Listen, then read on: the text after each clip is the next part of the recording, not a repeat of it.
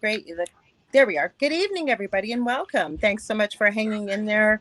You're listening to the Angel Rock on United Public Radio Network. I'm your host, Lorilei Potvin.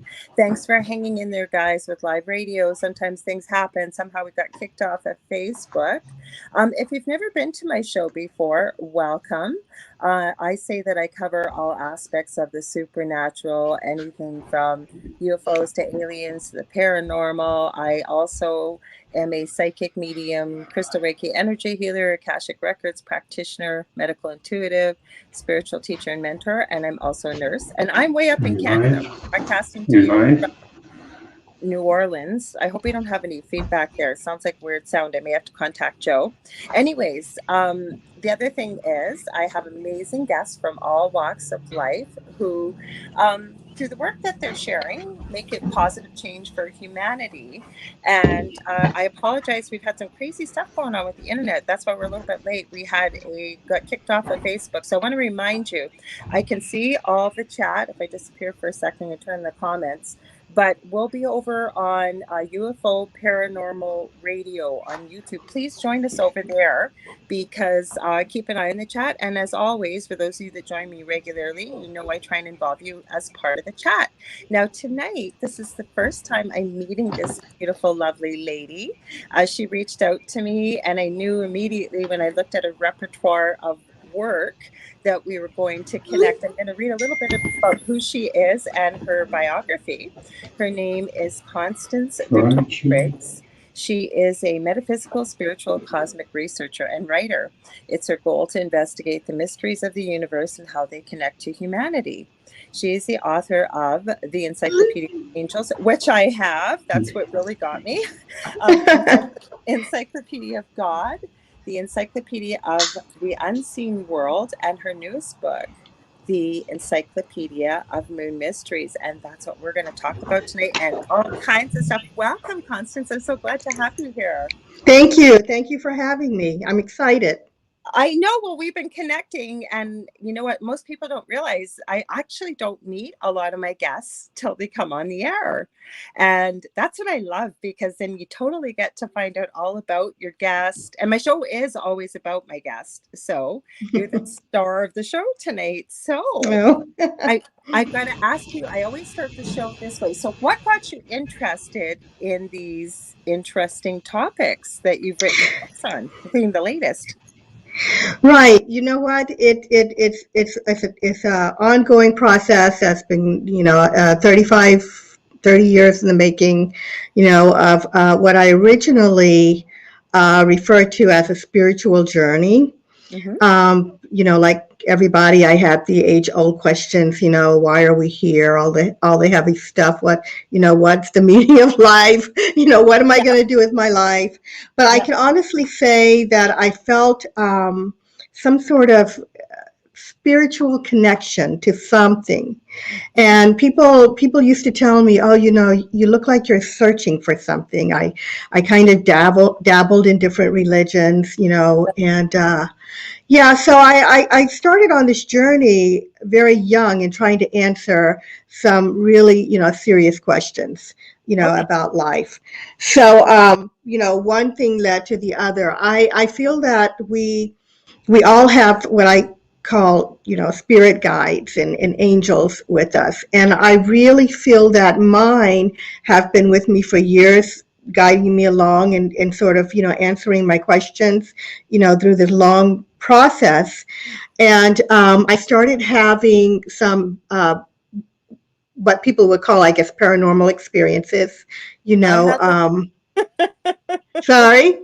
I have had those. Let me tell you. They started very coming in very strong when I was in my 20s. Mm-hmm. And that was another part of the process, trying to figure out what's going on. I had a problem when I was in my 20s, living, single and working. I had some, strange entity in my apartment, and I had to learn how to get rid of it. At that point, I learned to call on angels. Mm-hmm. And right away, when I up to that point, I had dabbled in religion. I grew up, in religion. but I didn't know outside of the holidays that you could call on angels. Mm-hmm. So that was news for me. Learned all of the names of the archangels, started calling on them, and this thing left in a hurry. Never had another problem. Mm-hmm. It used to, do things like pull my covers and, just annoy me I live by myself, so it's very scary. Oh, I can So imagine. anyway, yeah. So one thing led to the next. I went from learning about angels to experiencing being out of the body. Um, that was another lesson for me to understand what was happening. I would slip out of the body. I couldn't do it purposely like some people can. I understand there's people meeting in groups in the astral. That's Mm-hmm. not me. I slip out and find myself out there. But over the many years, I finally, I've gotten recently into talking about otherworldly beings. Are we alone in the universe? Yes. So one thing led to the other, and here I am talking about life outside of Earth. Mm-hmm. Our and all of that, and that's how the Moon Mysteries book came about. So, long answer to a short question. Not Sorry. a long answer, though, because again, not about me, but very quickly, and I've shared it very many times on the show. That is how I found my path of what I'm doing. We lived in a house for 11 years. My partner's been thrown 15 feet. We have been scratched. We have been bit. We have been burned. We have had. Mm. Nothing would work, by the way, because the reason why this show is called the Angel Rock is because I work with the archangelic realm. I'm very familiar with them. On top of ascended masters, working in the Akashic records, it seemed like nothing would be able to stop this, nothing. And I don't believe that, because I believe in the power of, say, Archangel Michael or whomever. And for whatever reason, and the way I look at it is, I don't look back in malice on that type of experience, as terrifying as it was. But I learned so many lessons from that, including that I believe that part of my mission is being a light worker, if you will, but shedding that light for people that are going through similar experiences. It's almost like it was part of what I had to go through to learn what Yes. path I'm going to be on. And I'm very knowledgeable, unfortunately, or maybe fortunately, about many of these negative entities, and I'm able to help other people that way. That's the only way I can explain maybe why, because we get rid of it for a little bit and it would be back with a vengeance. Right, right. And I feel like they target people who have light missions. Mm-hmm. Of course, I wouldn't have known that at the time. Mm-hmm. I couldn't see the future. Mm-hmm. I consider myself a light worker, starseed wanderer. Love it. Uh, I wish you and were on the conversation on the host chat, because Joe was on there. We have a paranormal host chat. Guess what we were mhm. discussing tonight? Are psychics real? Are mediums real? We talked about Oh, all these topics we're talking about. Joe is big mhm. UFO, alien, stuff like that. So, like I said, when you contacted me, I was so excited. The minute I seen your name, I heard, and again, we have guides, we have angels. I heard yes, yes, yes, yes, yes. So, have you? And again, if you're not comfortable discussing, that's okay. But I understand. But have you Mhm. had any, say, UFO or abduction or stories, or even experiencing, witnessing something like that, that your interest started there? Because a lot in the paranormal, I have found, they seem to kind of overlap a lot of times, these UFO experiences. So I've had I've had a number of like I said, the paranormal. You Mm-hmm. know, one day, I mean, my dad visiting, lots of things going on. But as far as my mom, but as far as the UFO experience, I have not had an abduction experience. Mm-hmm. I have seen what I feel are, oh gosh, in my astral traveling, Mm-hmm. I have left and gone to other worlds. Love it. Right And up my alley. oh my gosh, one of my experiences. Mm-hmm. Well, wow, I'll just tell you some of them in the astral. Once I understood it, Mm-hmm. I was out there, and one of my first experiences was seeing well, first of all, I'd like to say in the astral, in different worlds, it seems that, they can see you. They can see you. They know you're there. I don't know what form they're seeing, Right. but they can see you. And then sometimes it appeared that they couldn't. So in this experience, I was there in front of a young humanoid girl, Yeah. and I was looking at her. I was just fascinated because she did have a different appearance in the face, but the rest was humanoid, and she was as real as I was. And I came back, and I told my husband, I said I saw this girl, and she wasn't human, and that was my first experience with dealing with a being or otherworldly being out of the body. Mhm. Um, I don't have that very often, but and there was one experience I had. One of my favorites. It was also astral. Mhm. Astral. One of my favorites and most interesting is that I was in this place, Mhm. and the people understood that I was a visitor Yeah. and the astral. And I was helping them. I was trying to help them desperately with the situation that was going on. And they were trying to work with me very quickly because they knew I was leaving. Okay. And I didn't want to go, but I knew I had to return, and they knew I had to return, which told me these were humanoids Mhm. as well. And it just told me that there are some uh, otherworldly beings that are aware that they can leave their bodies and return. Mhm. Whereas here, here on Earth, we're still trying to, convince people Yeah. of having a astral body or light body or whatever your whatever terminology you're using. There's so many names for it. We're still trying to convince people. Whereas I learned from that experience, they know there are beings that are in, I guess, stasis that leave and travel and return home. Yeah. We're still trying to figure it out. We're still fluttering around trying to know what's going on when we leave our body. Mhm. So anyway, recently though, I had another experience, and I've been to this place more than once. When I go, it's dark. It's on a body of water, and it's a large building that is very difficult to explain except a brown castle in the night. And I was there, and there were some beings around me. Something was going on with me. My feeling is they were trying to help in some way, but I don't know what it was. And I can still see them.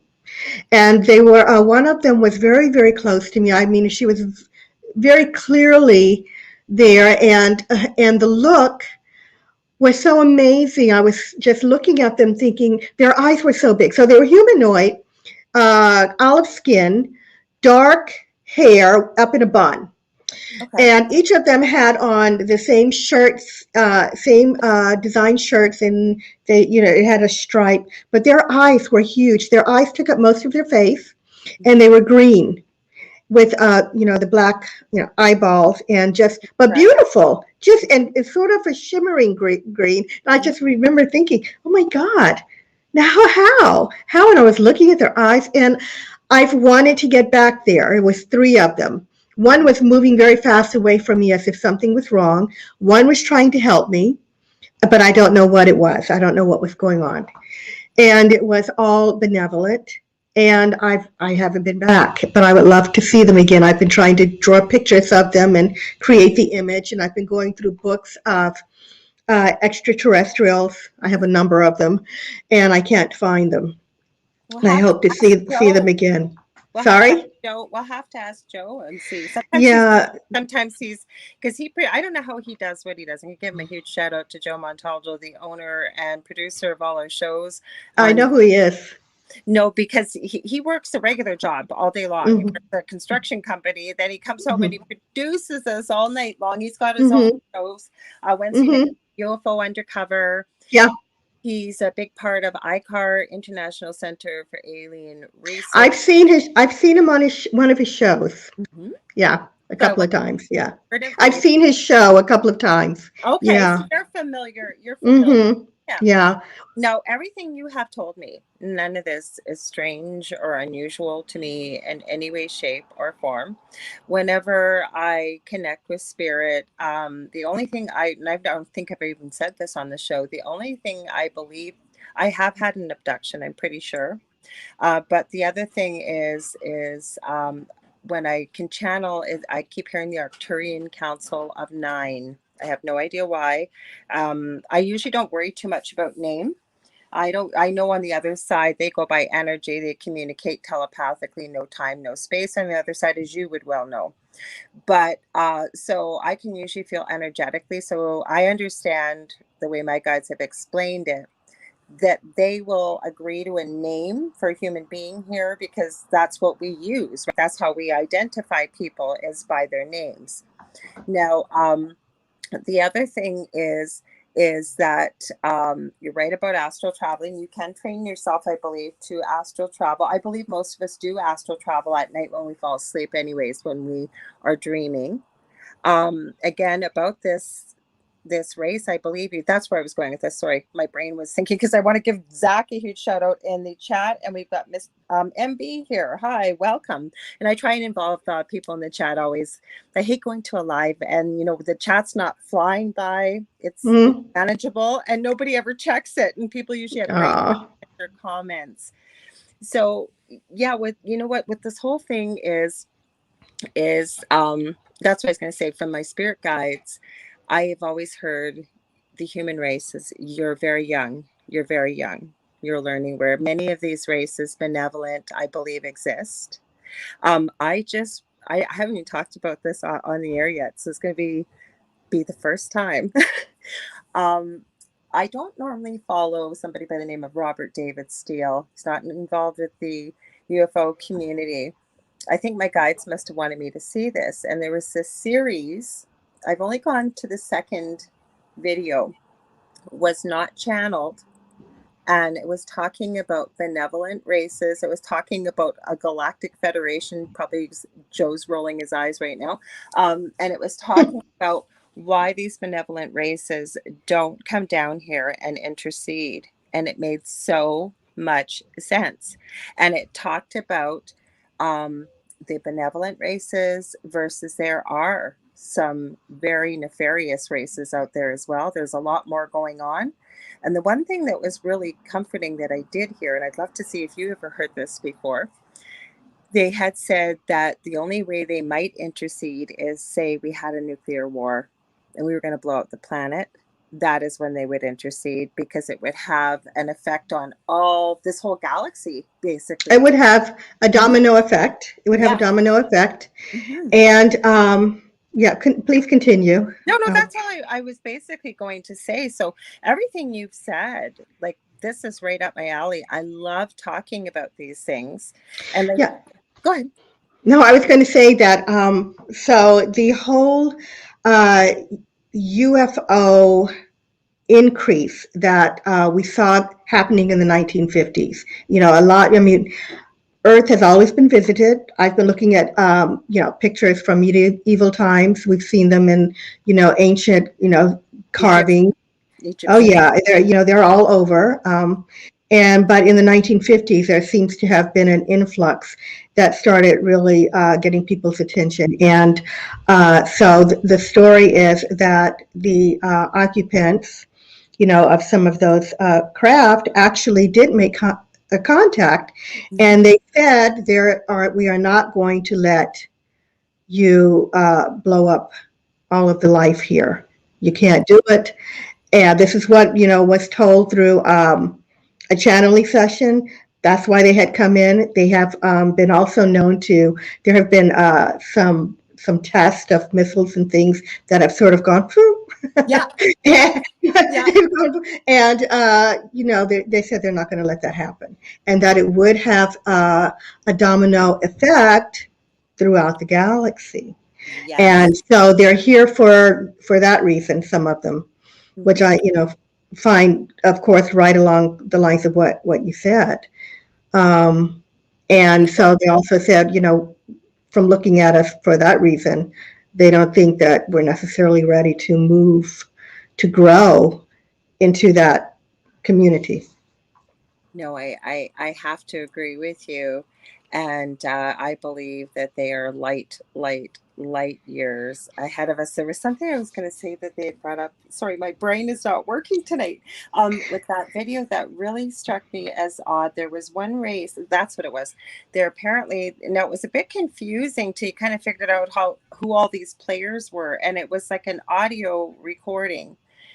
But there is one race apparently that's very close to the earth that don't agree without interceding. And I hope I can explain this without sounding too woo woo, as we use that word in the light worker world really Well, often. what's wrong with that? Oh, I meant even for our audience out there. So what it was they explained that this race, now I can't remember the name of them, but the Hmm. reason why they said that the other races don't intercede is because Earth is, and I believe it is, one of the most hardest places to reincarnate to. Hmm. Because we go on forever, and I believe that we do. That coming to Earth, the actual lifespan is what, maybe 80 years, they said, if not sooner.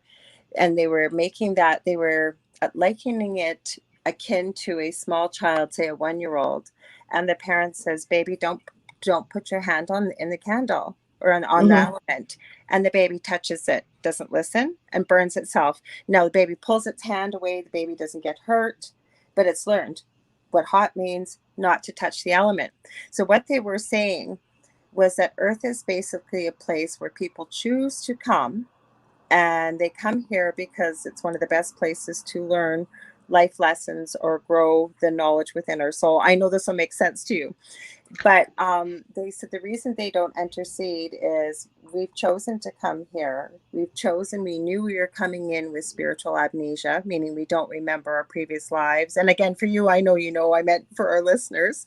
Hmm. So it's relatively a blip in the whole series of time, which doesn't That's exist. right.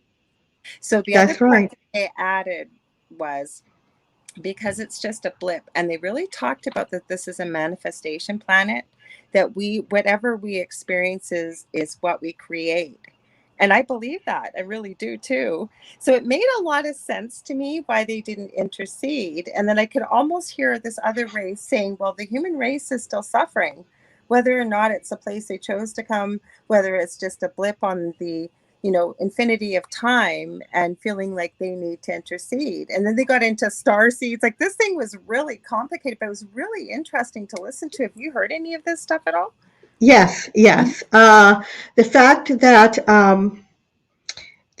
okay, on the other side, let me just back up. On the other side, Mhm. when we are planning our life here, our Yeah. life doesn't start when we're born. Our life, we really are someone else. We really have two Yes. bodies. We Yes. have the physical body. Yes. We're on earth in this body because this is what we need to exist here.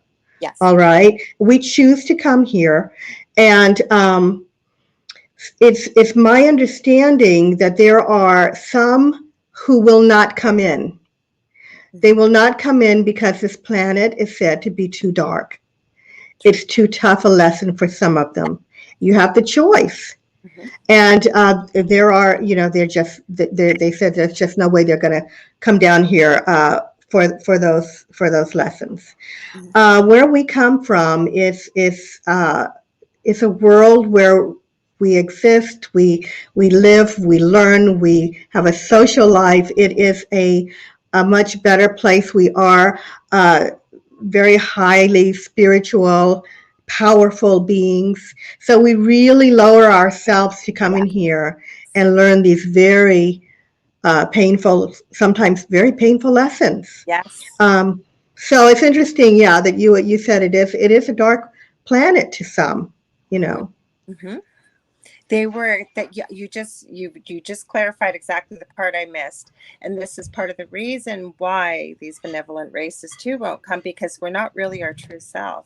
we're that in that 3D existence, we're not the expression of who we truly are, whether it's 5D or higher, meaning, exactly what you said, we are powerful, everlasting beings.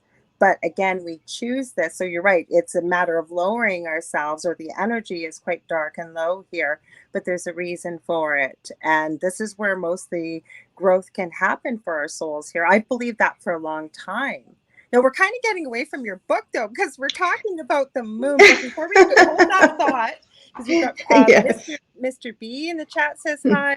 Chasing the Truth, Sean G. He's one of our Hello. hosts, says, hey, folks. Hi. And Angel Q Dog says, I am a starseed. Welcome, guys. If you've got questions, we're going to get to Constance's book. She's got all kinds of amazing books and knowledge. I knew this was going to be such an interesting discussion. So now with the book, so what did you have to do for research? Like, I'm fascinated because I actually read some of the bits in Amazon. It's got fantastic reviews, but you covered quite a bit, and I'd love for you, if you're comfortable, sharing some of that, or who you spoke to, or how you got your research done. So this book came out of nowhere, and it was a surprise for me. I did not grow up with, in any way, shape, or form, being interested in astronauts. Mm-hmm. And I remember being very, very, when I was young, just being bored at the subject of anything having to do with the moon and astronauts and shuttles and rockets. And this book is full of that stuff, right? Doing the research that I did on the Unseen World book, which was my paranormal book, and the Angel book, there's, you get a lot of information and odd stories coming across the desk. Now, coming from I have to preface this with, I am a Trekkie, Star Trek person. Oh, love it. Grew up on it. I'm there. You run it, I'm there. But I didn't need convincing that there were beings from out of space or being from other worlds around. I just knew. So I walked around all the time with this, information, thinking, we're being visited. This is not something I need to, I don't even need to follow ufology, because I already know. You don't have to convince me, right? Yeah. So these stories start going through my desk. What I didn't know is that there was so much going on with the moon. Mm-hmm. Mm-hmm. When this started a few years ago, I thought, okay, yeah, so yeah, there's spaceships, maybe they're near the moon, whatever. But in this case, I started learning about moon anomalies. I had stumbled. I say stumbled, but there really are, I guess, no coincidences. I came across a book titled "Our Mysterious Spaceship Moon." It was written in the 1970s by Don Wilson, whom I can't find. I've looked everywhere for, and he talked a lot about anomalies that NASA astronauts had come across, and I was stunned that I was just so out of the loop on this information. And I remember thinking, what else is going on that I don't know? Mm-hmm. But so from there, I just started, being a writer, I just started saying, oh, this is interesting. I collected stories. Mm-hmm. But I thought people knew. I thought more people knew than not. So I thought, okay, I'm just going to put the stories in a little book, because I had written 3 other encyclopedias. Mm-hmm. I like to write books. That's changing, and that's another story. But I have in the past liked to write these books, hoping that I can get lots of information into people that might be interested, and they could take these little articles in these books and they use it as a jump off for their research. So I wanted people to be aware that there were moon anomalies going on, and that we should put some effort into learning about them and not just keep them in these files from the 60s, at NASA. Mm-hmm. Okay, so a lot of my information came from actually the NASA files. It came from me, contacting, I talked to a few astronomers who had, seen things out there. I was in libraries doing research into ancient myths, and it just came from all different directions, the research. But some of the stories are fascinating. For example, now you might know it, and Joe, I'm sure, knows that about the transient lunar phenomena going on in the moon. Now, this is kind of old news, but because uh, a lot of people weren't born then, Right. or people weren't interested then, or they don't even think about going into files because they don't think about the moon. They don't know that there's a lot of activity up there in the form of lights and movement. And we call that transient lunar phenomena.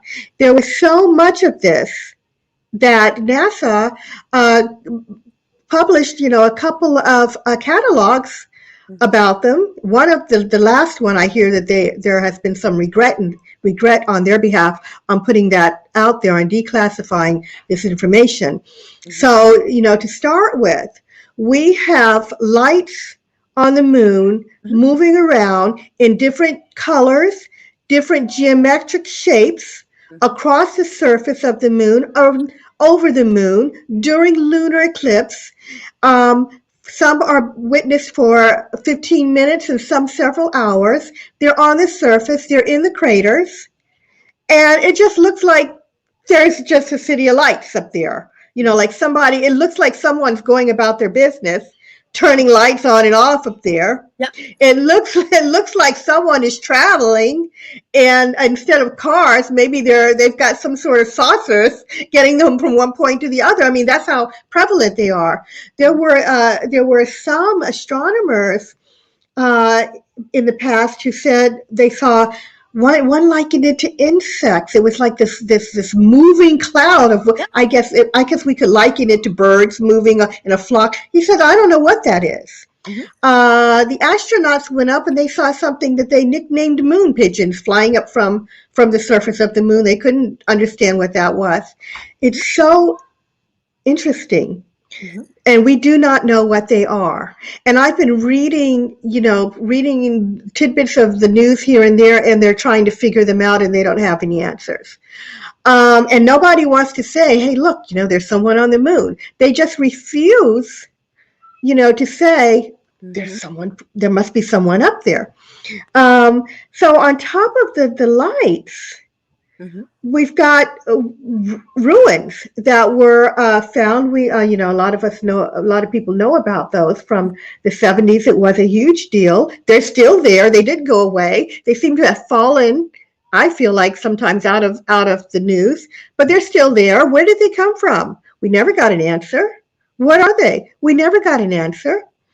And even more recently, there are some modern day astronomers looking at Google Earth, and they are swearing that what they're seeing are cities. And I've looked at them. They look like cities to me. You can see, what looks like objects sitting, in your craters. It's very, very interesting. So in my opinion, I believe there's someone on the moon. Now, there was a very famous book that came out, and someone did do a book titled "Somebody Else is on the Moon." It was years ago. It's kind of falling out of popularity, and again, people have are not thinking about it. But we need to think about this because this information may have everything to do about who we are and where we came from and how we started. There is somebody on the moon that may have an extraterrestrial galactic connection to us. We hear about the stories of the Sumerian creation in the Anunnaki. Yep. There's some rumor that maybe the moon is connected to them. Could they have been on the moon? Could the slave race that they created have come from the moon? And are they still there? When I've seen a video of ships looking like they're coming, of what looks like ships, they're UFOs, coming out of craters. Where are they going? Absolutely. We're seeing all of these UFOs here, or UAPs here. Where are they coming from? Could they be coming from the moon? And we've got several different kinds. We've got the cylinder-shaped ones. We've got the triangle ones. We've got the Mm-hmm. tic tacs. I Yep. mean, where are they coming from? Are they coming from the moon? Um, Another thing that I talk a lot about is the origin of the moon or lack thereof, our not I knowing. read that, and My God. I didn't mean to interject. There's just two It's things, okay. but about the moon, I had heard that we didn't possibly have a moon before. So let's go there with that. But I've been dying to share this with you. Have you heard of Augie Nost before? I know Augie. Yes, Okay, I've so been have on. you I've been on seen his show a few times. Okay, Augie's a good friend of mine, really good friend. We were in the same network years ago. He's going to be on actually next Monday he's going to be on. And have you seen his videos him and Nori have done about strange Uh, things on the moon? Yeah, Uh, so actually, one of them, I have a Moon Mysteries page on Facebook, and every now and then I run that video. I and he's just got love the it. Mars one, the Moon one, and then Strange Things on Earth. What blew my mind, but I think there was one similar on the Moon, but there's one on Mars too, where it looks something very humanoid and has no spacesuit, no nothing. Just you can Right, pick up a human being, right? right, How'd that absolutely, happen? right, right. Well, maybe we're not being told everything too. You know, I mean, Oh, I think we're all. I can just go there. I mean, so okay, backing up a little bit to the origin of the moon. You have a question We too, so don't let me forget after you share this, please. Thank Okay, so we do not know how where the moon came from. you. Okay. Uh, so first of all, if you go all the way back to the ancient history, Mhm. there are writings that talk about a time in Earth's history where there was no moon in the sky. Exactly. Um, there were several Greek philosophers that mentioned this time, and one of them, by the name of Ovid, went into great detail about it. Hmm. He talked about the name of the people. They were called the Arcadians. Hmm. And he said that these people existed in the land before Hmm. the worship of Jupiter, which Hmm. is, very far, goes very far back, of course. Right. They were wild people. He says that they didn't, use horses. They didn't wear clothes. They just drank from their hands. They carried all their burdens, just living in the wild, uncultured. They didn't know agriculture. They didn't know anything. And that was the time before the moon. And if you're going to imagine a time before the moon, that's how, and there was life, that's how you would imagine life to have been. People just didn't know anything back then. They were wild, like the animals. For whatever reason, Hmm. oh, by the way, this story is also found in some cultures, and also not just the Greek philosophers, a couple of Roman uh, writers mentioned it, and there were some stories in different cultures, and also the Bible Hmm. mentions there are two scriptures that talks about a time without a moon. I don't know how they can connect that with the Genesis story. I don't understand that, but I swear they're there. But so as we move forward, and there's also a artifact, a ruin in Bolivia, Hmm. the Sun Gate of Tianaco, Hmm. has symbols on it that talks about a time that there was no moon in the sky, and that it says that the moon came in. The moon came in. And I don't believe that. Of course, the ancients were misleading us in any way. This gate or archway with all of these symbols and writings that were eventually deciphered was, they believe, a part of a planetarium situation. And there is some thought, of course, because where else would they have gotten the information? There was some thought that the extraterrestrials may have given these people the information that there was no moon in the sky and had them to write it down so that we would have that information today and that it came in. So we have all of this evidence from our ancient past Right. that there was a time without a moon and that the moon, came in. I Did I you want have. to? Okay. Did you want to ask your I question just before I go on? Because have it's one a question. long story. I have one question of my own, and then we do have a good question. It's more of a statement. So if we didn't have a moon, right? Think about it. We're like, especially being a nurse working nights, like we knew when there was a full moon, you didn't have to ask, especially with people with dementia, things like that. But we're mostly made up of water. The moon affects the tide. So I wonder what happened with the oceans and things like that. Did we ever have the tide coming in, coming out? Like what happened to the bodies of water here? I wonder. Yeah, they would have. I don't know. I mean, I, I'm I not a scientist, but It just struck my mind. But the question we have actually is from mm, Sean from Chasing the Truth. And he says, what does Victoria think about John Lear's theory the moon is a soul collector? I don't believe the moon is a soul collector, Fair? and I also don't like to. Uh, I don't like to talk against what people believe and what they say, but I just don't. I don't think the moon is a soul collector. And the reason, I mean, I thought about. I've been asked this question before. Mm-hmm. Having been out of, studied the other side and been out of the body Mm-hmm. and traveled. Yes. Um, I don't believe that we are stuck here in a I, trap. The idea is that we can't get out. We mm-hmm. can't get out of Earth or past the moon. No, we can't get past the moon because and then we're being pushed back here. Mm-hmm. But we have the tales of ancient tales up to today. People saying that yeah, we do cross over. People have talked to their relatives on the other Oh, side. They absolutely. have manifested.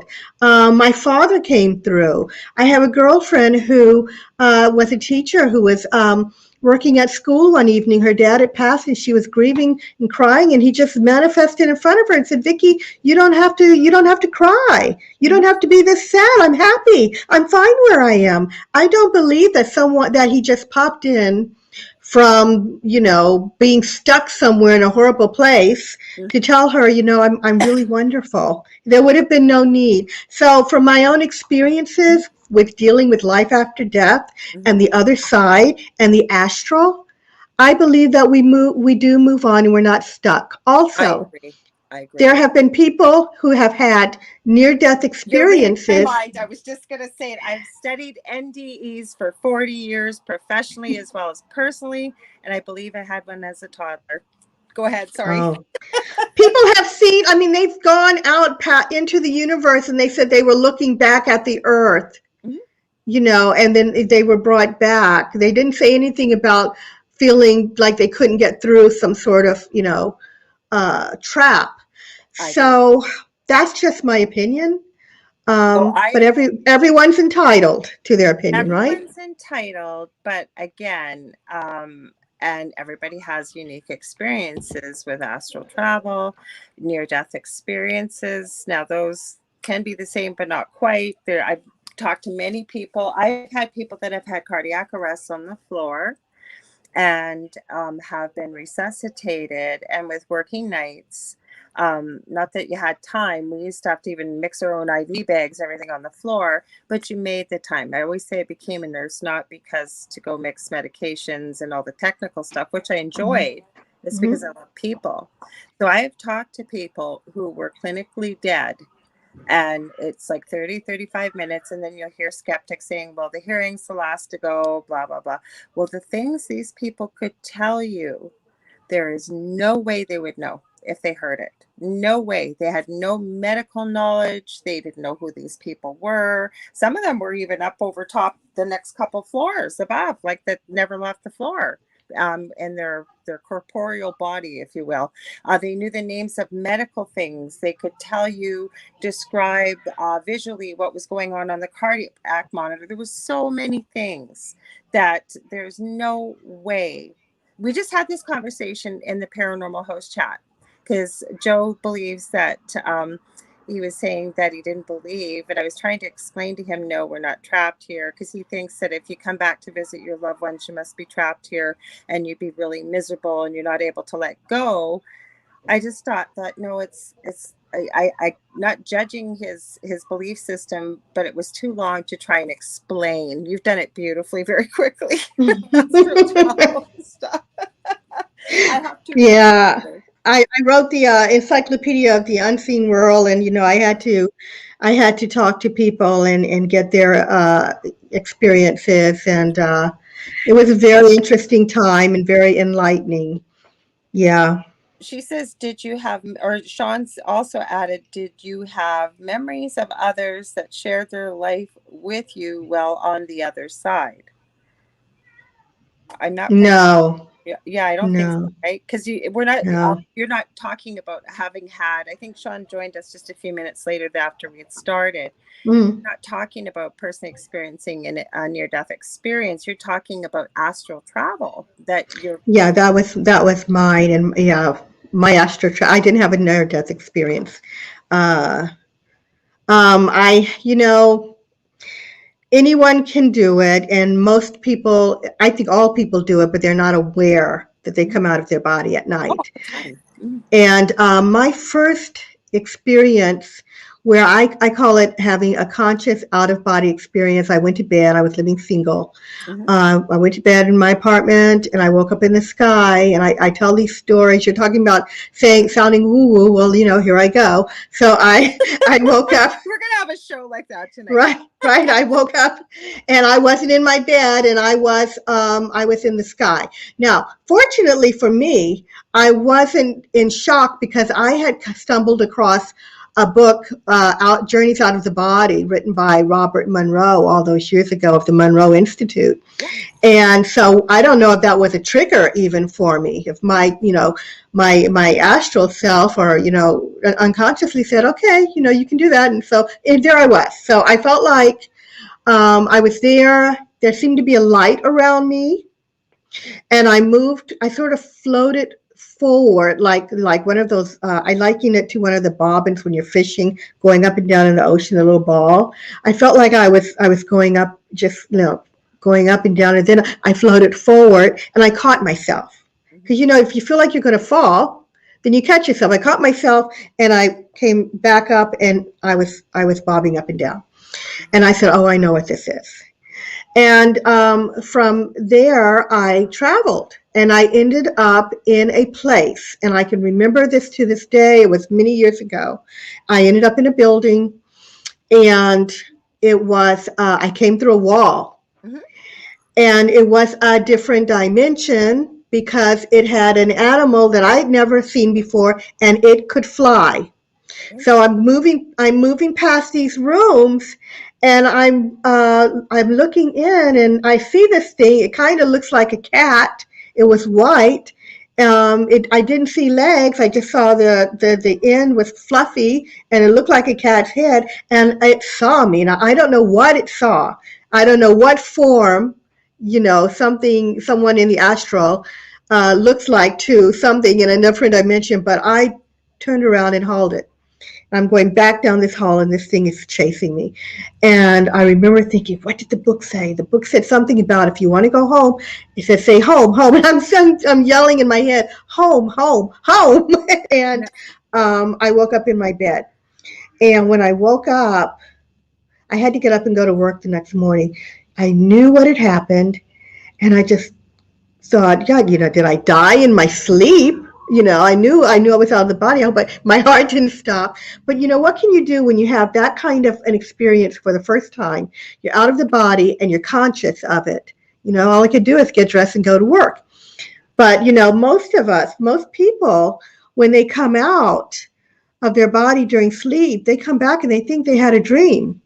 They've Yes. gone around the neighborhood and they Yeah. think that they had a dream. I'm here to tell you that you're traveling. We're not our body, our astral body is not tied forever to the physical body. You can come out and you can move around.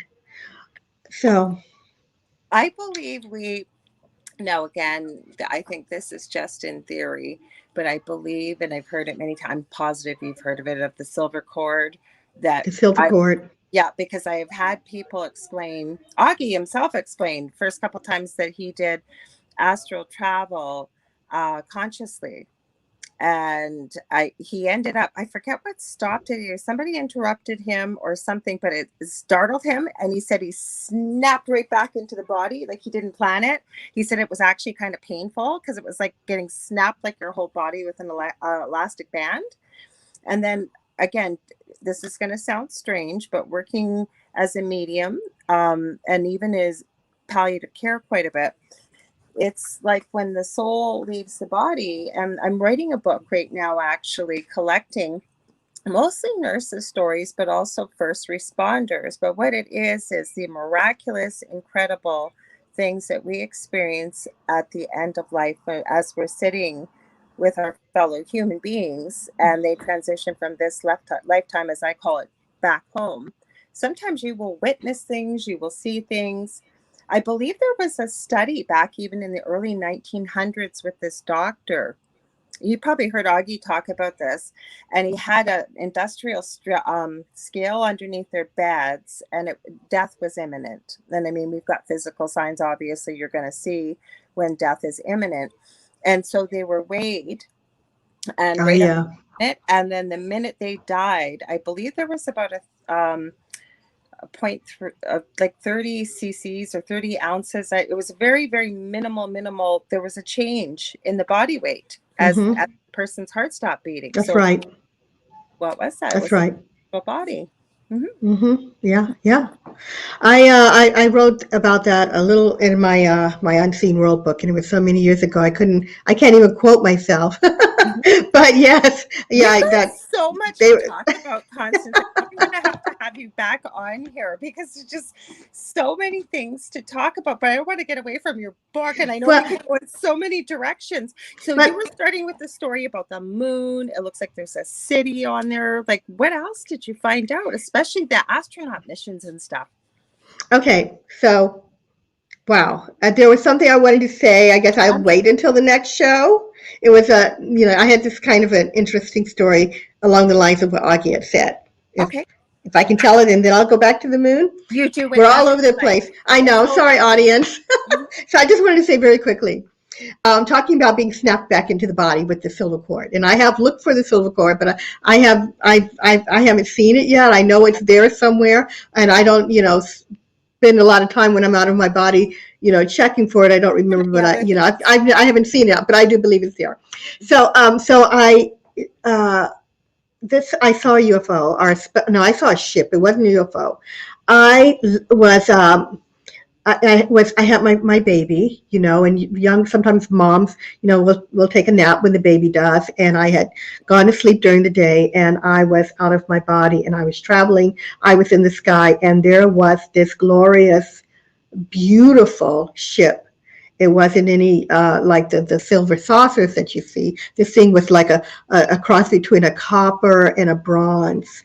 And it was beautiful, and it was enormous, and I was very, very close to it. And I was excited because I was moving slowly, and I was heading towards it, and I figured I would just go right through the walls because that's what I had done, previously in buildings, right?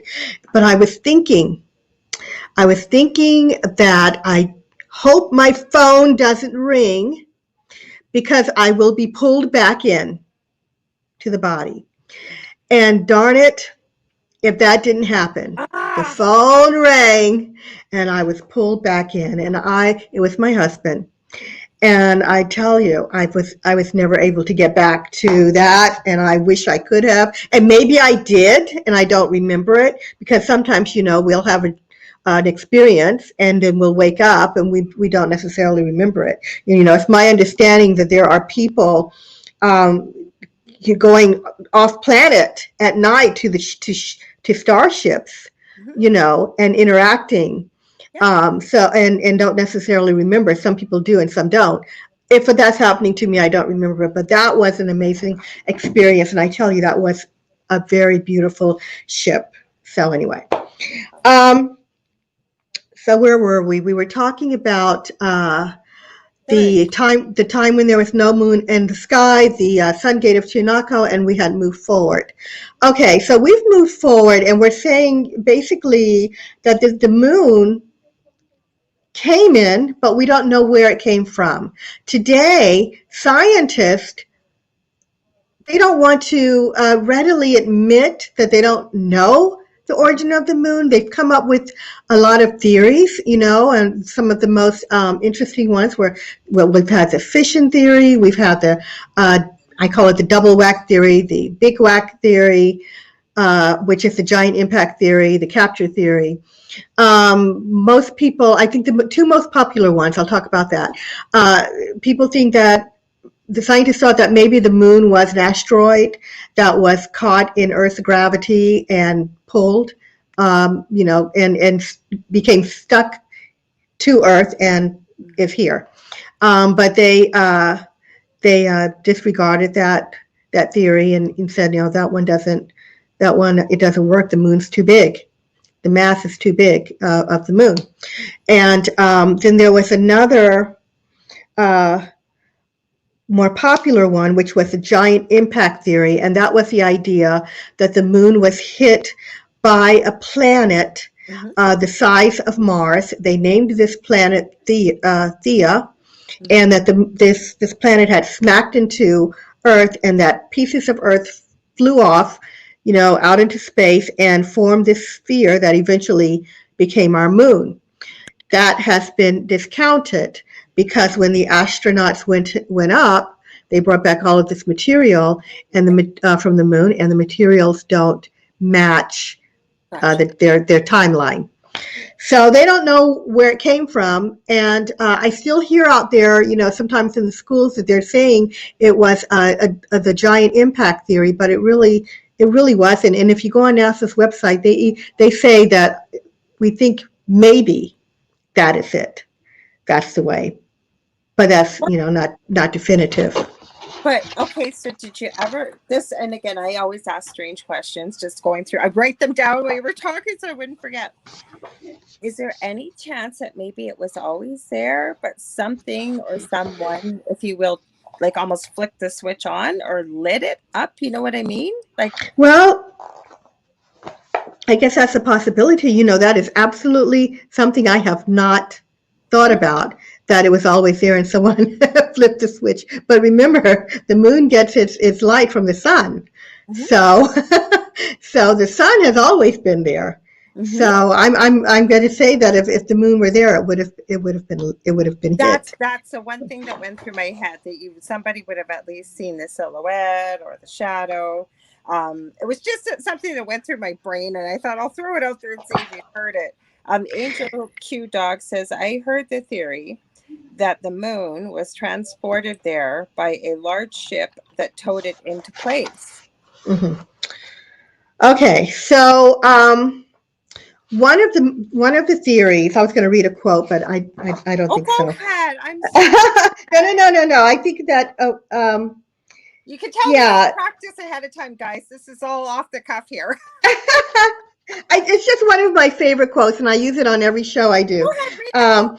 So the American author and prolific writer, he was a professor of biochemistry. He knew all about this stuff. His name was Isaac Asimov. Right. So, but for people who don't, he had, one of my favorite quotes came from him about what the moon is. Basically, he says, "What in blazes is our moon doing way out there? It's too far out to be a true satellite of Earth. It's too big to have been captured by the Earth.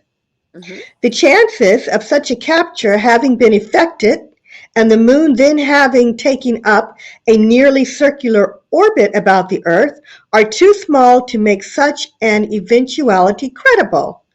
But then, if the moon is neither a true satellite of the Earth nor a captured one, what is it?" So, with that said, to answer your question, I love that quote. Two Soviet scientists in the 1970s believed that they found the answer to what it is. They proposed that the moon is a spaceship. Now, some have said that it's a spaceship that have been towed here that maybe the spaceship what came in on the tail of a comet. It was sent across the universe on the tail of a comet, or was it navigated here? This is my favorite theory about the origin of the moon. I like to think that it's a spaceship. It sounds really cool. It makes the most sense, though, from what you shared. We have quite a few questions, like the one I read you. These are all coming from the chat. So carry on. Go ahead. So, okay, I'll try to get through this part. I'm looking at the time. Okay, really fast. I know, right? No, we've got 45 minutes. But so basically, they said that they looked at all of the evidence of the moon collected from the NASA astronauts. And yes, I know there are people out there who think we didn't go, but I do. So I share this information. When you look at the craters of the moon, they're shallow and they're pretty much the same depth. If you have meteorites hitting the moon at different, weights, they should be deeper, right? Some of them, but they're all the same. The same, pretty much 2.5 miles deep. Also, when they studied the materials, they found a lot of elements that the moon is made up of, and they're saying these are very harsh materials, that if you were going to build something that to be strong, that you would have used the elements like titanium and zirconium. I kind of, butcher these words. I'm sorry. And a few others. They said these elements together could withstand radiation and all, and heat and being hit by meteorites and not have any problem. And then they also looked at the fact that the moon reverberated. We've all heard that the moon rang like a bell. Well, it didn't really make it sound like a bell. It didn't sound like a bell, but it did reverberate when the NASA astronauts the first time sent their ascent stage crashing into the moon. And, some people have said, people made that up. It didn't ring like a bell. Yes, it reverberated. It shook. And at the press conference at the time, the scientists and NASA officials were shocked. They didn't know what to make of it. And they've done this. They did it more than once, and they had the same result. The moon shook, which told them that, gosh, it's got to be, hollow. It might be hollow inside, but no, it can't be hollow. I mean, why would it, natural satellite, Anyway, so the Soviets said they think that this thing is a spaceship that was sent across the universe, and it has probably all the materials in it for living during a long travel, engines and, all the materials needed for people to survive. That is their theory, and that's where the spaceship moon theory came from, and it took off. It makes a lot of sense. You're actually answering a lot of the questions. I'll just back up a bit. So, like Sean G said, I've had a few folks, he was mentioning, if we back up about NDEs, he said that I did CPR on in the hospital that came back with quite the stories. Then Angel Q Dog said, I heard the theory it was transported there by a large ship that towed it into place. Sean G asked, is it hollow? He said, I heard a few stories that it rang like a bell. You're reading you're reading their minds in the questions. And then Chasing the Truth, Sean again said, upon landing a craft, and then he said almost like an observation platform. And Angel Q Dog said that works for me. I like that. It is its own spaceship. Well, thank you for those questions. I'm so glad to get support. Sometimes people just say, "Oh my God, oh come on," to me. I've had people say, "Oh, I stopped listening when she mentioned NASA astronauts. We never went to the moon." So I've had, you never know what you're going to get. We need to be open-minded because we don't know everything. And you know what? That's what I always say. So unless it was absolutely heck, I don't even know anything somebody could tell me that would be crazy as a guest on here. I mean, if somebody said the moon was made of cheese, like they used to say, how many decades ago, I might have thought, based on what? Yeah. But I'd still be open to hearing it. Well, I do want to share an ancient tale from the Zulu people. The Zulu tribe of South Africa had their creation stories, like so many cultures do, and they were explaining. In one of their traditions, they explained how the moon got here. Love it. They said they likened the moon to an egg.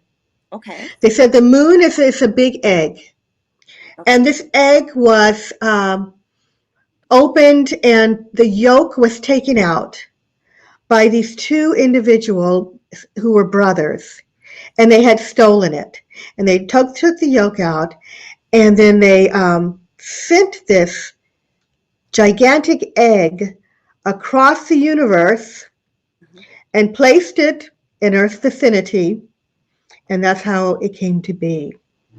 Now, that sounds a lot like what the Soviet scientists said. That it sounds a lot like the scientists basically were saying that they thought some sort of planetoid that had been hollowed out. Okay. So to me, it's the same story. And, there are legends where we learn that Native American people say it. The Dogon tribe have said that they were given information from extraterrestrial beings. A lot of cultures say they were visited by otherworldly people and given information about the universe. Could the Zulu people have gotten some information from otherworldly beings to tell them how this thing, came into be where it is? So I'm working on a new book, and I'm looking at some hypotheticals and how and who that might have been. The questions are there beings really living in a hollow moon? Are the lights that we're seeing coming from beings inside of the moon? Love it. Are they? If so, who are they? And are they connected to us? And have they been there all the time? Or were there beings that came in who somehow died off, and then the moon was inhabited by otherworldly beings who, saw this empty planetoid? Now, what's also interesting is that they have found what they're saying are ruins on the moon. I read that this at some point that maybe their beings did have something going on up there on the moon, and then eventually they had to come inside for whatever reason, due to a war, due to something in radiation or whatever. I mean, they may have been both up on top and in the bottom, because they do have ruins there. Also, if this is a spaceship that was sent across the universe, could it have been a Noah's Ark situation? Oh my God, you're reading my mind. I just wrote that down. I swear to God, I was going to ask you that because I was thinking that. I'm going, this sounds like dark. Like Noah's Ark. That's so funny. Oh my gosh. Could they have been escaping some planetary destruction, a sun going over, or who knows what, and could they have supplied it enough where it took thousands of light years to get here? Could it be a generational ship where there have been people living on this thing for ages, and then they park themselves here? You're a Trekkie. Do you remember that episode? Because it took me this theory took me back to Star Trek, the one from the 60s with Shatner. Yeah. There was an episode where they had to investigate an asteroid that was heading towards one of the civilizations that the Federation, that was part of the Federation, and they are following this thing, and eventually they learn that this asteroid really is a ship. There are people living in this ship, and they don't know that they're on a ship. and they don't go to the only the higher council people go to the top of this thing. The rest have to stay inside. And there is a man in this episode where he's telling Shatner, "Oh, I one time I got to the top. I went to the top, and I could see the sky." And he says, you know. He says how the world is hollow, and I have touched the sky, and he died. I've heard that, yes. And Yeah. I know, right? It was amazing. It was Yeah. amazing. But it does remind me, of course, it's almost identical to the spaceship moon theory. If there is it could be a generational ship with people in it. And once it reached Earth's vicinity, did some of those humanoids, if they were humanoids, and come out, and were they placed here? Have they blended in? I agree. Some people say that the moon looks like it's watching. It's It like does. could they be watching because they have people here? Mm-hmm. Could they be watching the progress of their own people? Who knows? Now, getting off on that subject, the other theory that the moon was brought in here is because it did see that the Earth was in trouble. They could have been advanced beings that saw that this planet had a potential for growth and stability. And if they put the moon here and stabilized it, the world would turn into a beautiful place. And I call it the Garden of Eden theory. Could they have put it there to help Earth to thrive and to balance the tides and stabilize the Earth? And that's why they're watching, to see our progress, to see what happened if they're there. I mean, these are all theories, but it could be. I mean, I'm thinking of even that Disney movie WALL-E, where they've got that little automated, robot going around. He finds the plant, but where are all the human beings, right, on this ship? I think they know that Earth still exists, but they're told they can't breathe. But where I'm going with this is, what if there are people on this ship? Because I truly believe that a lot of the TV that's out there is predictive programming, that either they're telling you of something that may come to be, may have been, maybe a slight little version of the truth. Not every single thing on TV, but things that are very akin to what's on Earth here. We look at the X-Files. I mean, we look at Star Trek. Like, did we end up getting cell phones that we can hold in our hands because of the communicator devices that they have? Sorry, my brain is not working tonight. You know what I mean? Like, sort of like what came first, the chicken and the egg. Then I get into the Terminator with Skynet. There is a company named Skynet that I have seen that makes the same type of material that they made in the movie The Terminator. So what I'm saying is, you start thinking about all these things, right? Like, did they really exist?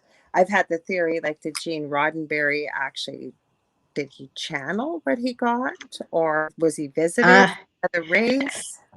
So I have an interesting Gene Roddenberry story for you. Love it. I do want to comment, but so remind me, because I lose my train of thought too. There's just so much. I know. Okay, so first of all, along the lines of what you said of television, I do believe that otherworldly beings who are trying to help us to prepare for what they call first contact, and to help us prepare to move into what I really think is a universal community. I think that they do use the media to influence us. Right. I think, a lot of what we see and a lot of the stories are there for our benefit, but people don't know it. So with Gene Roddenberry, oh my God. Okay, this is going to sound woo-woo. I told you that, in my life of my path, I've taken like these steps. And one of the steps I think that my guides help me with, because sometimes I can kind of, I don't want to say hear them, but it's more like thoughts, Yep. And so anyway, this was Gene Roddenberry. This was the time that I was learning about, really understanding extraterrestrials and questioning, what am I really from here even? These thoughts were in my head, but I kept getting Gene Roddenberry. And I do that sometimes with warnings. I've been warned about Yep. things, like one time I was told, open, check the door, check the door, check the door. I checked the door, one of the toddlers in the house was out and down the street. So this time, I was getting Gene right. And so I said, okay. I don't understand. I'm going to look up Gene Roddenberry. And so, like so many times when they've given me messages, I started digging. I tell you, the only thing I could find, I finally hit it, was a book called, oof, it's slipping my mind, The Only Something of Truth. Hmm. I'm sorry, but anyway, it had stories of people in it, and Gene Roddenberry was one of the people. And it basically said that he had been sitting in on channeling sessions Okay. with a woman. I believe her name was Tuella, Tuella, and she was channeling extraterrestrials, and that is where he got. Oh, these extraterrestrials said to this woman that they were in Earth's vicinity on a ship. It was a huge ship, and there were different races of beings on it, Hmm. and they were, traversing the universe. And that is where it is thought that he got the idea for Star Trek. I wouldn't doubt it, because to come up with something that huge, that big, that groundbreaking, that the fact, right? Like I was born in 65. It's my birthday actually on Sunday. So I grew, like I say, I grew up with Star Trek. And then even then, I mean, it didn't last that long, considering the phenomena it is now. Oh my God, it's and I always find this so fascinating. I have to agree with you. Coincidences, I don't believe in coincidences. Same thing when you get a message. Yes, I always say to people, if they want to hear their guides or their angels, right? They're there for your highest good and in love. They're not going to want to scare you. So I usually say to people, you can usually tell, if it's your guides or not. Most people I've met don't hear this booming, different voice than their own. Some people may have called it the voice of reason, whatever it is. I use this example. You're laying, Intuition. yeah, well, no, but what I say is, for people that don't realize they've been hearing this, you're laying in bed, you've got a massive problem, you can't go to sleep, you've been trying to think of solutions over and over and over and over, and you're tossing and turning. All of a sudden, a stroke of genius comes out of nowhere. The solution comes. You follow the solution, and everything is okay. We've all had a situation like that. I always say that that could be your higher self, or more than likely it's your guides and your angels. And not everybody has that experience, but for people who say, when am I going to hear my guides, when am I going to hear, what their names are or how to communicate, I really believe that part of that is that inner voice. What's your experience with that? Mine are a little more overt. Mm-hmm. Um, I can, pick up actually sentences from them. But I tell people what you do. I mean, they try to reach you in many ways, I agree. and they can try by symbols. They can speak through other people. I've received Absolutely. messages through people where I had something on my mind and it was huge and I didn't want to talk about it, and it was like a whole dialogue that came out of the person that I Absolutely. was with that I knew was from them. So they have all kinds I of didn't even ways get of into all meeting those. you. You're darn right. Like the signs, listening to a It's song. just You amazing. I mean, they will find a way, but you know what? It gets easier if, like you're out there, you're talking about this. When people know about it, it gets easier because they know to stop and listen. It gets easier for them to receive the messages absolutely. because they are aware that messages can come from anywhere and from anybody. So you don't have to be someone who is receiving it telepathically. I agree. You can receive it uh, from, like I said, a person that's just talking to you, or oh my goodness, I've had, for example, Yeah. when I was pregnant with my daughter, Mhm. I was just miserable, Oh, and I had gone to the hospital, yeah. and I was standing there waiting to be picked up, I Yeah. visited, and I was standing there, and I swear this man came by, and he was moving very quickly, and he came by, and he says, "Don't worry, she's coming fast. It'll be fine." And he kept going. He said it as he passed me, and just kept going. Wow. And I looked after him, and I laughed, and then later I thought about it. Hmm. I mean, you know, spirit can manifest themselves. They can Absolutely. take on forms of people. I've had people tell me, it was just too weird. Why would he do that? Hmm. Why would he do that? How did he know? So, I mean, you just have to be open Yeah. to the idea that they're trying to reach you in so many ways. They may even manifest, you know. Um, so, Hmm. anyway, that's what I think. There's a strange video I've seen. No, I wasn't going to get into the long of it because you're right. We could have a whole show just about looking for signs and symbols and numbers and songs and on and on and on. Like a message like that from a stranger. Or this is where we go with the stranger. Maybe you've seen this video. You probably have in your research. It was taken off of a Chinese traffic camera. Looks like it's in the middle of the night. And there's a little old man going across, crossing on his bicycle. All of a sudden, this vehicle comes out of nowhere. As it's supposed to hit the man, you see this blur and flash, and you see the man over on the other side of the road. The man that thought he hit this gentleman gets Mm, screeches to a halt. You can't hear it, you can see it. He's looking mm, everywhere like I just killed somebody. And the person or whatever this was that saved them had a dark hoodie on, dark jeans, their hands were glowing. They had their head down like this. They stuck their hands in their pocket and they very quickly just walked off camera. Have you seen that one? I have seen it. I What, have seen it. who or what was that? I'm getting That was goosebumps telling amazing. you. Oh, I love that. I love that video. And yeah, who was that? It was their angel. It was Was it it was someone. It was someone. Sorry. was it benevolent ET too? Who? Right. Right. We Hmm. don't really know who it was, but we know it was someone and that we're being watched, Hmm. and yeah, I can see it very clearly. I've seen it more than once, Oh, me that too. one. I've watched it so many times. It's just such a beautiful thing to watch. It really is. So the other thing I was going to add too, I really do believe and I wasn't looking for this, it kind of came into my path quite a few years ago. I believe that we actually had a civilization, if you will, back around the Egyptian times, because we really don't know what's in the depths of the pyramids. Never mind that there's the Black Sea.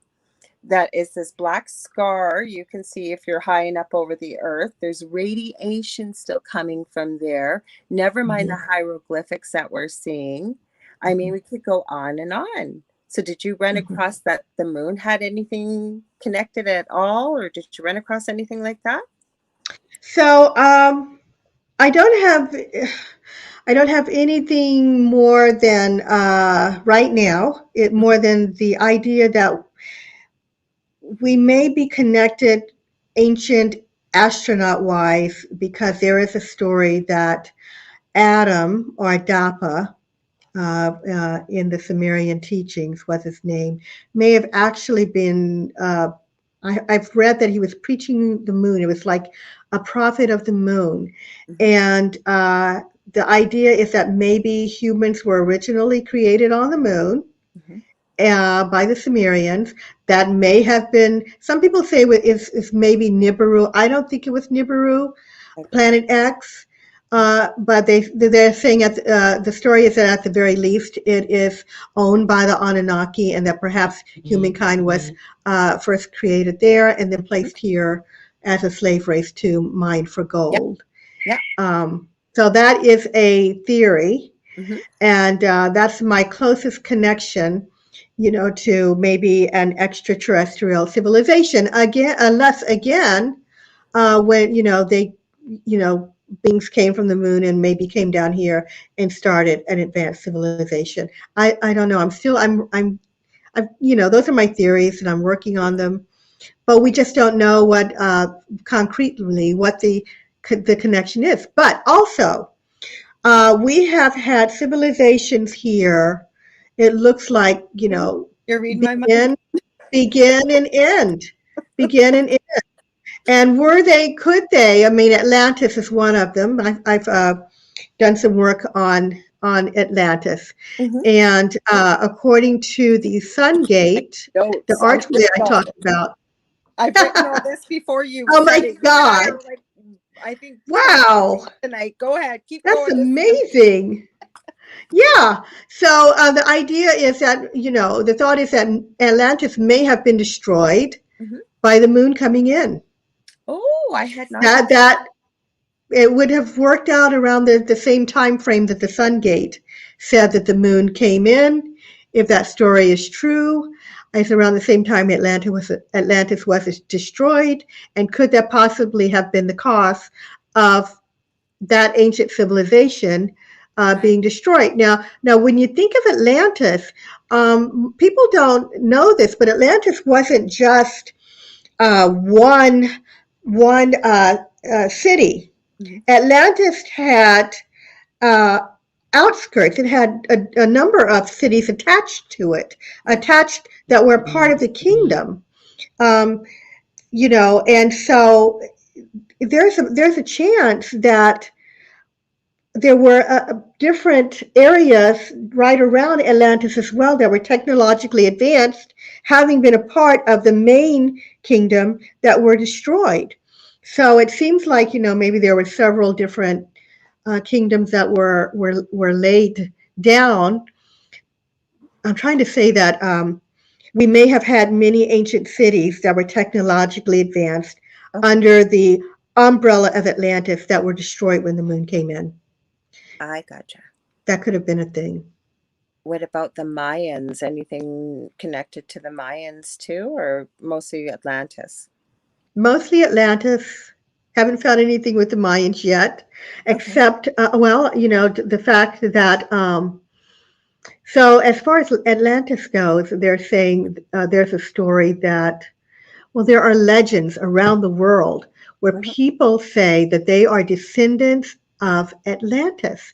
That when that destruction came in, and maybe it was the moon again, when that destruction came in, that some people were able to get out. It Mhm. said that some people went inside Earth, Mhm. and that some people were able to get out, and that some people may have been off city because they were seafaring people, and that it's thought that maybe they were reaching other areas for bartering. So the Mayans are thought to maybe have been connected to the Atlanteans, and that maybe they are descendants from that civilization. I love it. We've only got a little bit. I really hope you would come back again, Constance, because I've been looking so forward to this conversation with you, and I knew we're going to barely scratch the surface. I hope you'll be okay with Yeah, that because you've got a of few more. course. No, okay. So you have quite a bit about some of the moon missions, or is there something else you'd like to cover with the book before? Because we're going to be out of time before we know it. I know that. So, getting back to whether or not we're being watched from the moon, Hmm. I find it very interesting that when I look at the NASA missions, each one of those missions saw UFOs or strange lights on the way to the moon, which tells me that whomever is up there are Hmm. watching. They're watching our development, and they're trying to see, if how close we're going to get, and we got there. Hmm.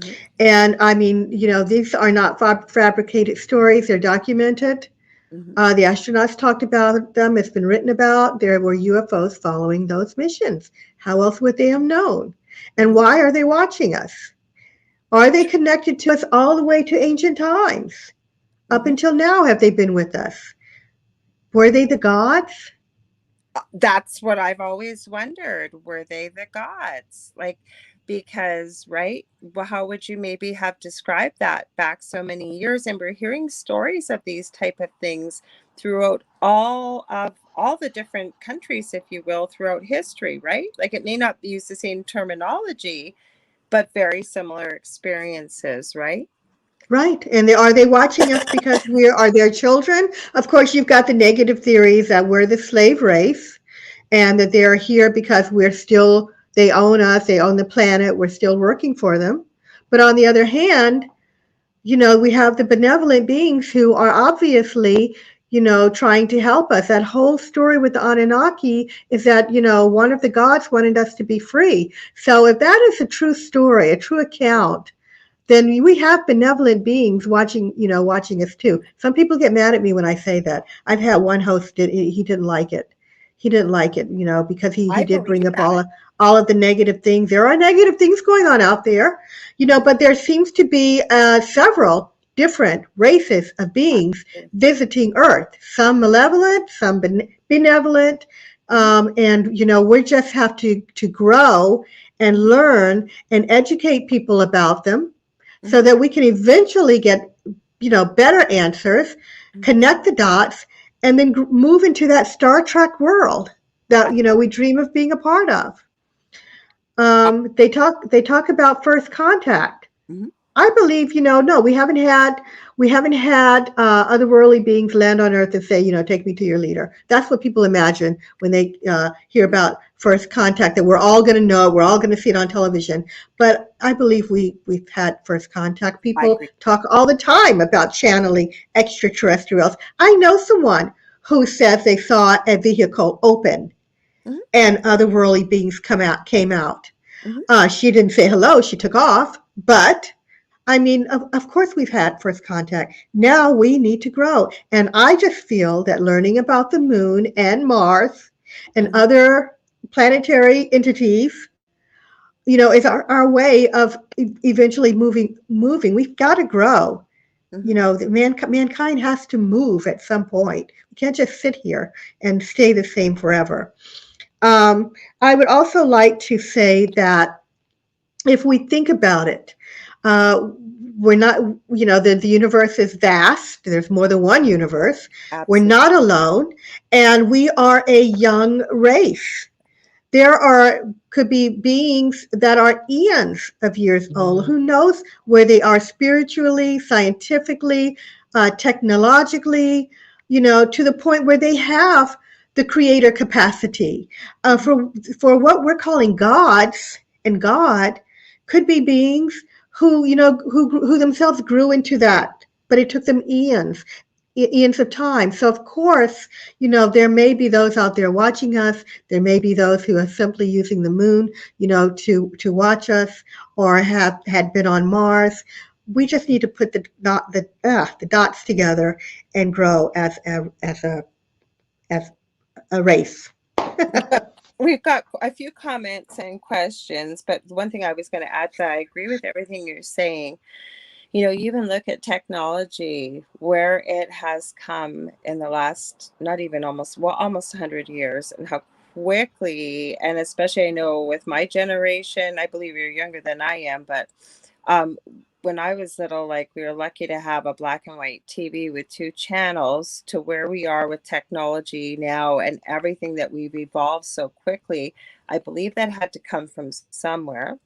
My friend, never mind, Paul Hillier, who used to be Secretary of Defense for Canada, a sworn affidavit has said the government's been working with extraterrestrials for centuries. Now, well, first it was decades, but I meant to say said decades, not centuries. Sorry.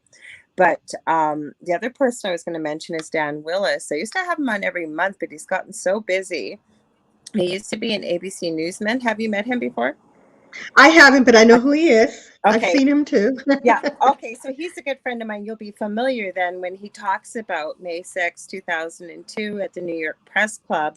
There was over 20 scientists that met there. There was media from all over the world. This was supposed to be a worldwide news breaking event, and they all testified to their experiences, and I believe had proof that there was over 57 different types of extraterrestrials that had made contact on Earth. Excuse me. And as Dan tells the story, what happened was, yeah, it did make the news, but it was this little 15-second blurb with Some people believe that extraterrestrials exist, like a big joke made out of it. And it's too bad. What an opportunity. Um, Right. we did have a couple comments I got to throw in here quickly because I think one of them is really excellent. It's Angel Q Dog. And they had put always being watched, but it was this part.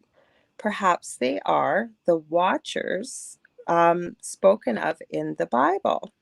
And then they put, no, I don't think they are gods. I think they're here to watch us, make sure we don't blow up the planet like when they intervened during the missile silo days of the Cold War.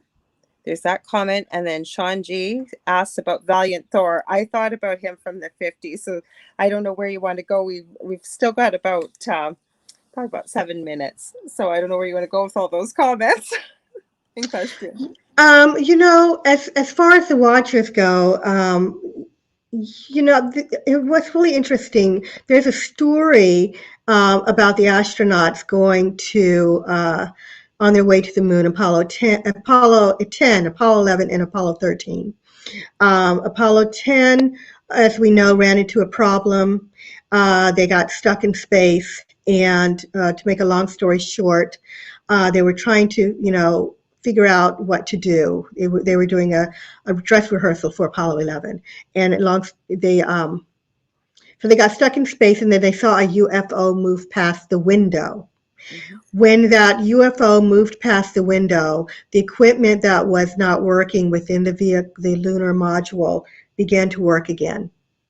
And they were able to complete their mission. And when they returned to Earth, the story is they were told not to talk about it. But it is felt that the UFO, whomever was in it, helped them. And of course, that could have, been like a watcher situation to help them, get out of trouble. The same thing with Apollo 13. This wasn't in the movie, but it is thought that there is a story that they were told by extraterrestrials how to get back. Again, that is a watcher type scenario. There's a story that the Apollo 11 astronauts, once they landed on the moon, saw spacecraft sitting on the edge of a crater.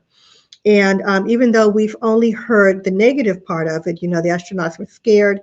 They were on a secret medical channel.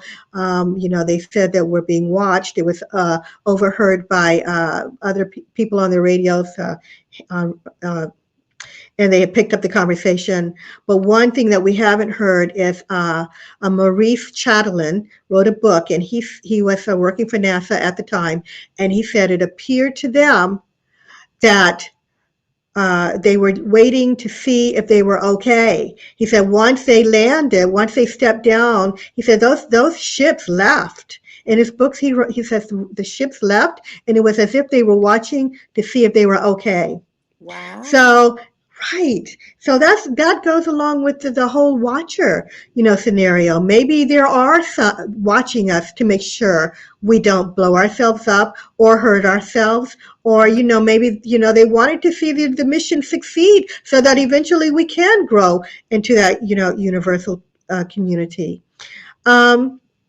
They're all Valiant. asking about Valiant Thor in the Yeah. chat. They're going, please speak of Valiant Thor. You know what? I realized we started a little bit See, late. So. I love the Valiant Thor story. I believe he existed. I do too. Some people say he's still here. Some that he went back and he disappeared. I just know he was there to give information and kind of checking around on things. And I believe he was real. I believe he was a real spaceman who came to Earth.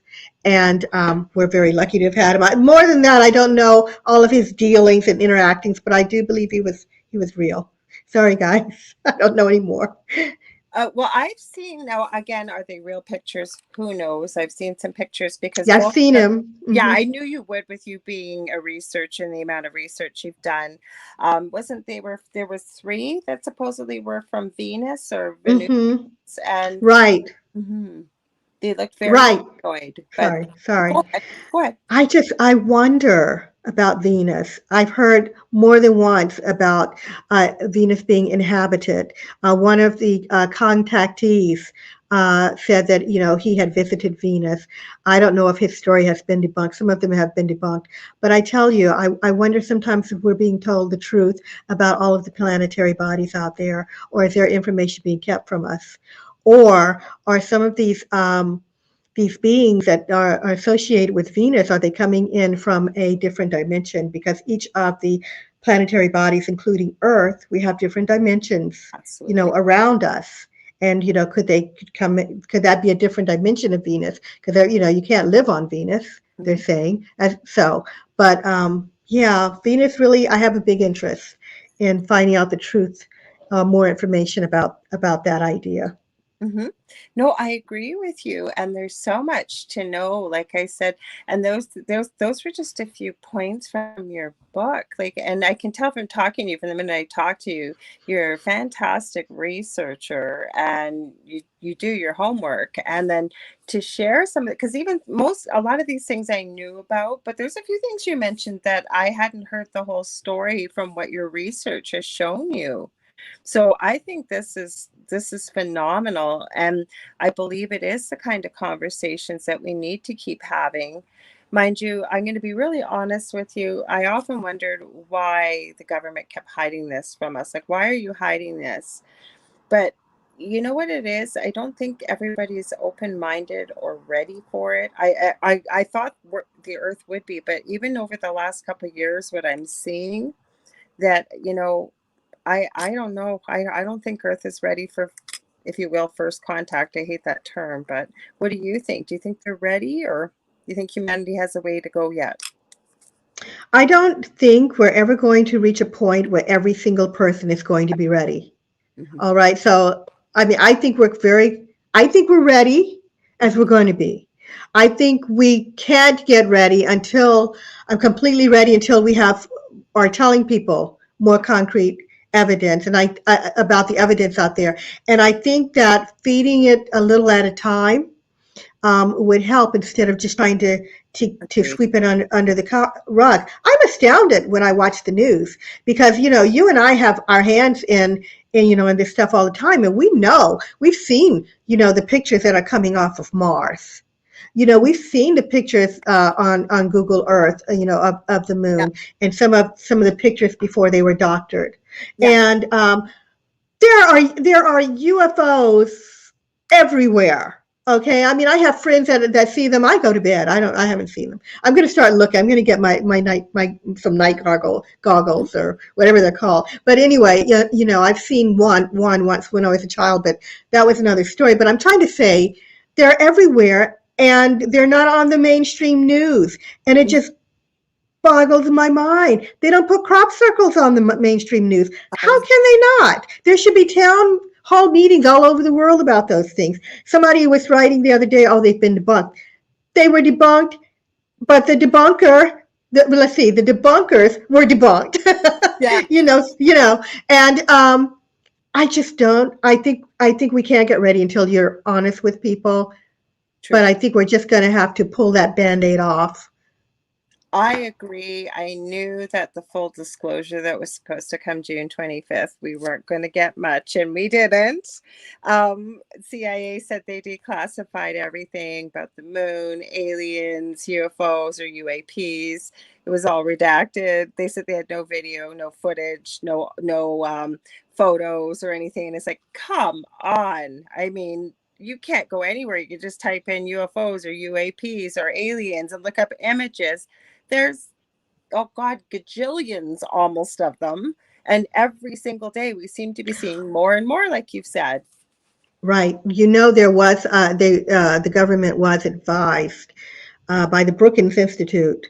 I think it was the 50s or 60s to if they found anything not to tell us Hmm. because they didn't think we were ready. And around that same period, there was. Have you ever heard of War of the Worlds? Oh, yeah. War of the World. Okay, so the people during that time were, from that radio broadcast, were going crazy. Hmm. So maybe they still think that, people are at that point that Hmm. they're going to be, throwing themselves off of a house to hear such things. And I have to say, Hollywood isn't helping, I you agree. know? I agree. I agree Oh totally. my God.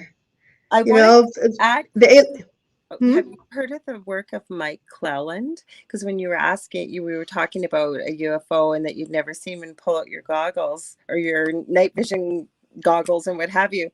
Have you heard of Mike Cleland? I don't, it doesn't ring a bell, no. Okay, he has a theory. I'll see after the show. I'll try and remember to send you some stuff. Not a lot, but there's a really cool talk he does that he has found that people that start seeing a lot of owls or noticing them, or it's either that or they'll be saying, I want to see a UFO. I've never seen a UFO, and start searching the skies, that they go hand in hand together. And I'm not doing it justice. Like when you hear this gentleman speaking about it, he's written many books. It's pretty compelling with a lot of the stories he shares. I listened to a couple conference topics that he, or I guess presentations that he did, and he's really interesting. He's a great speaker. I'll have to send it to you. Oh, please do. Please Yeah. do. Yeah, I did see a UFO when I was a child, Mhm. and I didn't realize until recently. Even though Wow. I thought about this thing on and off, here and there over the years, I was on my way. It was dark. I was riding with my mother in Alexandria, Virginia, Mhm. going to a pharmacy at Mount Vernon Avenue for you that live there. And we could look. I could look over into, I think it was Arlandria, and I saw this thing in the sky. I thought it was kind of some kind of airplane or something. Mhm. It was not a blimp, people. I knew blimps, and they usually didn't have lights. This thing had lights that were going around. There were different lights, and it was a strip Wow. of them. And even though it was dark, I could tell this thing had a circular shape. And I remember I didn't say anything to my mother because she was a nervous driver. She never wanted me to talk. Yeah. And I just remember thinking, oh, I wonder if that's one of those things. What are those things? Right. So obviously, I remember that thought, and I remember I must have had heard of the UFO. Sure. My parents didn't follow such things, so how would I have known of those things? I've counted back now; it's about 9, and I had dismissed it. I had dismissed this because I just thought it was some sort of weird airplane. Yeah. Right? Was my final thought, and let it go. Mhm. It was fascinating, though. But I was doing my research not very long ago, and then somebody was saying they had seen this thing hovering, and I thought, oh well, airplanes don't hover. And then I went, oh, oh, and I would give myself headaches trying to figure out what it was that I saw, because I can't believe that I saw something so vivid Mhm. at that age, where I grew up. Mhm. And I called my brother right away and told him my experience, and then he gave me his experience. So, Wow. but yeah, very interesting stuff, huh? Very. And I want to read the comments here because we're out of time. Please come back because everybody loved you. Wait till you hear the comments. So Angel Q Dog, and all my glasses on, said, thank you so much, Constance. It has been uh, a pleasure listening to you speak on this subject. Also, uh, thank you, Lorilei, for a wonderfully enlightening 2 hours, and Zach Mann, who's a regular supporter of our network and our shows. And thank you, everybody that showed up tonight. He said, loved the show. Thank you, uh, Constance, for joining us thank you. this evening. He said, have a good night, everybody. Much love to you all. But before we Uh, go, where do people buy this all your fantastic books? How do they get a hold of you? Where do they find you? Okay, so the books are on Amazon, like everything is. And if you can't find the Moon Mystery book there, you can go to Adventures Unlimited Press. They have it. Or you can Google any of the bookstores. You can find the Moon Mysteries book easily, and the other ones too on Amazon. I am on Twitter, Constance Victoria Briggs. I am on Facebook, Cosmic Mysteries, Constance Victoria Briggs, and another page that's becoming popular called Moon Mysteries. If you go on Facebook, Moon Mysteries, I put up videos and all kinds of tidbits and weird things going on with the moon. So, and if you need to email me, you can reach me through my website. Sorry, ConstanceVictoriaBriggs.com. I Yes, yeah. love it. thank you so much. I want to tell everybody, if you ever want to get a hold of me, you can reach out to me on facebook.com/the Angel Rock. If you ever want to book a psychic medium reading, also do Akashic Records practitioner type things, balance chakras, check your aura, all that's involved. It's really helps with a lot of things, actually. I also have 2 groups on Facebook. I have Paranormal University for all things paranormal. And then I have the Angel Rocker Tribe for all things esoteric, spirituality wise, energy wise, power of the mind, angels, a lot of things we talked about tonight. And I want to thank you guys all for being here, wherever you may be, or if you're listening to this on the replay. I want to thank Constance. You're amazing. I'm going to be bugging you to come back on here. I just Thank love you. talking to you. Thank you for having me. It's been so much fun. I And love thank you, audience. They loved you too, Constance. I knew they would. So, like I said, I'm going to be bugging you to have you. There was so much more to talk about. Right. There Talk. really is. There really is. It's a lot. Absolutely. And again, thank you, everybody. And we're still live. I may have to text Joe because we started a little bit late. I realize that's usually I end about 5 minutes before the hour. We're still live, but I want to thank you for being here. I knew we were going to have a great conversation tonight. I knew it. It was great. Yeah. And I like the conversation style as opposed